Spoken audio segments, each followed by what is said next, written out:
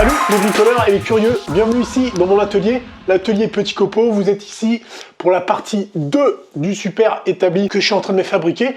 Donc vous avez beaucoup plus de chance que moi parce que sur le petit visuel de la vignette, vous voyez un petit peu à quoi ça va ressembler. Alors que moi, au moment où je vous parle, j'en sais absolument rien du tout. Tout ce que je sais, c'est que je me suis inspiré de plusieurs vidéos qu'il y a sur YouTube, des gars que je suis. Donc je vais faire un petit mix, un petit peu de tout ça. La presse, ça va être un beau morceau de bois massif que je vais aller chipper là-bas sous mon appentis, ou alors un collage de bois parce que j'aime beaucoup le collage. Je vais essayer de reprendre un petit peu le design de l'étau qui est ici. Si tu n'as pas vu la vidéo, il y a une petite vignette ici. Je t'invite à aller faire un tour. Comme pour toi qui n'as pas vu la partie 1 de l'établi, je t'invite à aller faire un petit tour aussi. Parlons peu, parlons bref. J'ai ressorti ma grosse caisse de chute de ferraille. J'ai la chance d'avoir trouvé à peu près ce qu'il me faut pour bricoler le mécanisme en acier qui est en dessous de la presse, tu vois. Je sais vraiment pas ce que ça va donner, je sais vraiment pas si je vais réussir à arriver à mes fins. Tout ce que je sais, c'est que je partagerai les galères avec vous. Je vais tout faire moi-même, la ferraille et tout, même si je soude vraiment pas très bien, même pas bien du tout, mes soudures sont dégueulasses, mais je suis très content de le faire moi-même. Alors je vous montre un tout petit peu parce que j'ai commencé juste avant manger. J'ai déjà usiné cette petite pièce là, alors c'est du carré, ça fait 25 mm je crois, mais ça marche aussi avec de la cornière, si tu en as ça suffit. Ensuite j'ai un petit bout de tube que je vais venir souder ici, tu vois, donc il faut que le tube il dépasse un petit peu en haut et sur le côté, c'est la partie qui va être sur le bois, tu vois, comme ça. Et il y a une deuxième pièce ici pour faire le truc comme ça. Alors on y va, tout doucement, tranquillement, je te mets dans la description ce dont tu vas avoir besoin, surtout, c'est ça, c'est le pied d'échafaudage ici. Pourquoi? Parce que le pas, je crois que ça s'appelle comme ça, enfin il est super grand et large, donc ça tourne doucement comme ça, et c'est très solide. J'ai du mal à m'en procurer, dans les bricots à côté de chez moi, il n'y en a pas, donc je n'ai trouvé que sur Amazon. Je te mets un petit lien dans la description. J'utilise ce genre de petites fraises, donc celle-là elle est niquée, mais voilà, que j'achète sur AliExpress aussi, je te mets un petit lien dans la description. C'est parti, un bon petit son de Hayek Beatmaker, montage Cédric, top go, on y va.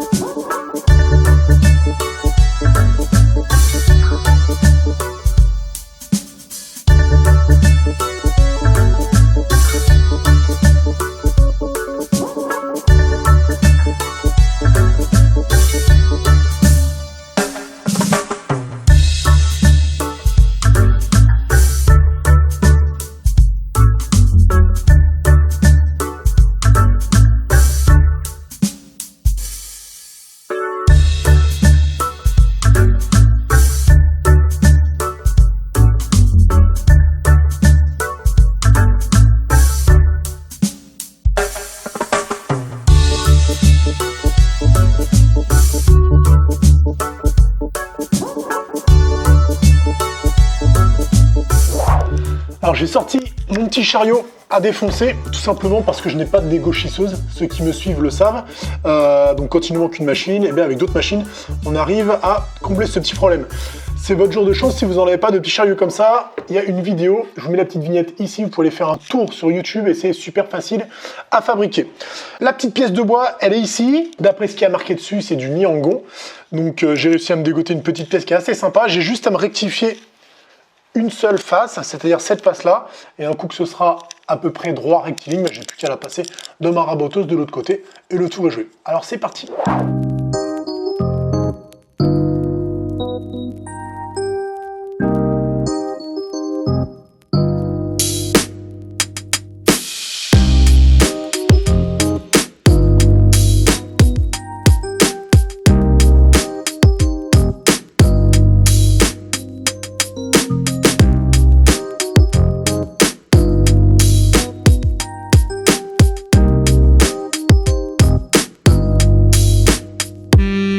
Donc là, il est bien, il est beau, mon bout de bois, tu vois, il est entièrement dégauchi, raboté 4 faces, c'est le corroyage, là, voilà, toutes les étapes, ça donne ça.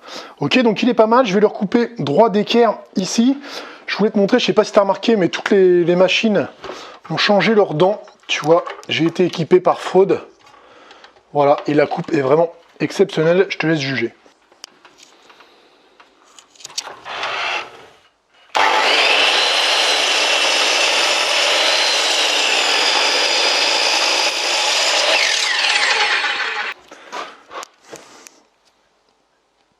Bon bah c'est nickel quoi, t'as compris. Bon bah c'est tout pour aujourd'hui. La suite à suivre demain matin. Il va falloir incruster notre pièce de fer qui aura fini de sécher parce que je vais lui mettre une deuxième passe là. Allez, à demain.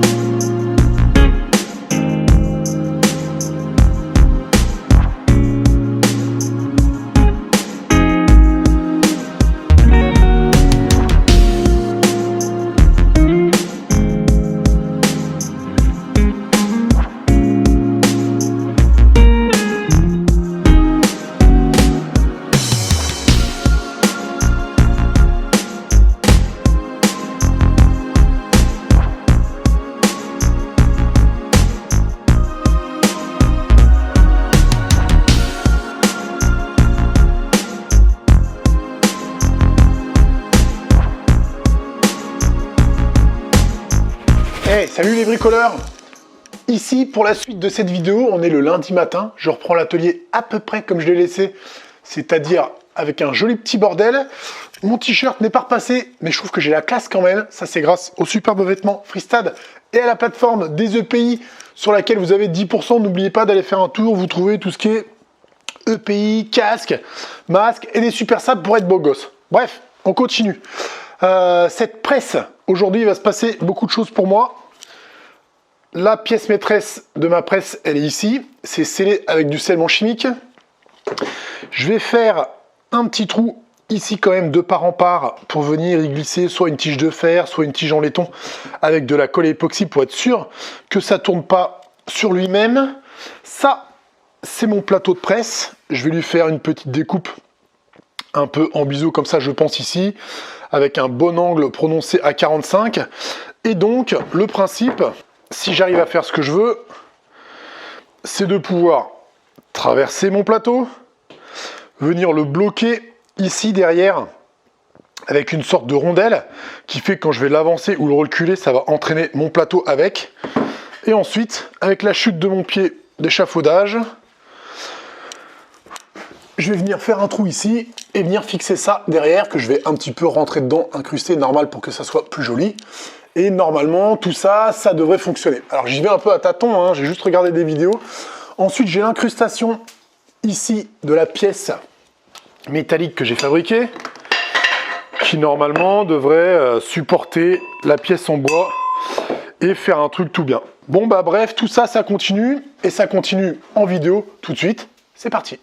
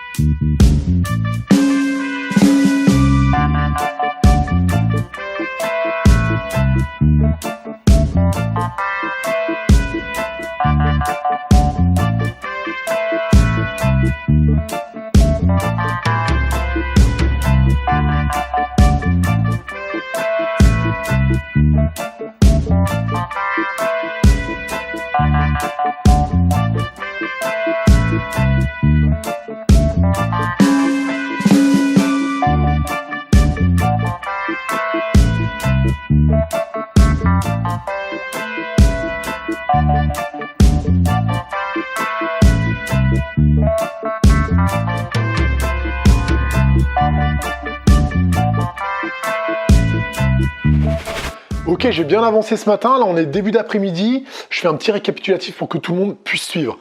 Ça, c'est la pièce qui va être acérée. Donc tu as compris que ici, il y a ce qu'on va dire la partie filetée, avec la tête de vis qui rentre dedans. Et donc le principe est assez simple, c'est que il faut que... Voilà, ça rentre dedans. Et cette partie-là va venir bloquer. Ici, j'ai meulé, tu vois, pour souder. Voilà, ça, je vais venir le souder ici. Ce qui va faire que ma tige filetée, elle va être libre de tourner, si tu veux, tout en étant maintenue dans la pièce. Je ne sais pas si tu vois un peu le délire. Il faut s'imaginer que quand on va serrer, la pièce de bois, elle va venir se serrer sans aucun problème, mais que quand on va desserrer, il faut que la pièce soit prise en sandwich, mais que la tige filetée continue de tourner pour pouvoir écarter la pièce. Ok, pour l'instant j'en suis là. Si je me plante, je vais modifier la technique et m'adapter. Donc ça c'était la partie de ce matin. Ici j'ai rajouté une pièce de bois parce que là j'avais un habillage qui dépassait, donc pour pouvoir presser plat ici. Donc maintenant j'en suis là cet après-midi. Essayer ma petite pièce là que j'ai fabriquée au tout début, de l'incruster à l'intérieur, ici et ici, pour que quand je dévisse, tout vienne comme ça, à peu près comme il faut. Alors je suis toujours un peu en mode freestyle, adaptation au fur et à mesure, mais pour l'instant, tout va bien, pourvu que ça dure. C'est reparti? Un peu de musique? Go.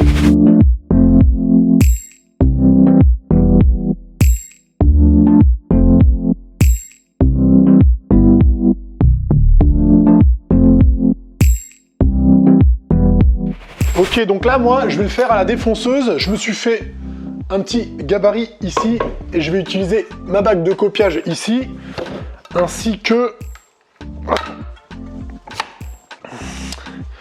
Voilà, j'ai mis une grosse fraise avec une grosse queue de 12. Oh non! Oh non! Oh non, pas ça, non! Mais si t'as pas de défonceuse, ciseaux à bois, marteau, maillet, ça marche très très bien. D'ailleurs, tu peux aller voir sur Utip, il y a des magnifiques maillets. Donc c'est parti, je vais commencer à usiner ça et puis ensuite il faudra basculer l'établi et puis usiner l'établi aussi.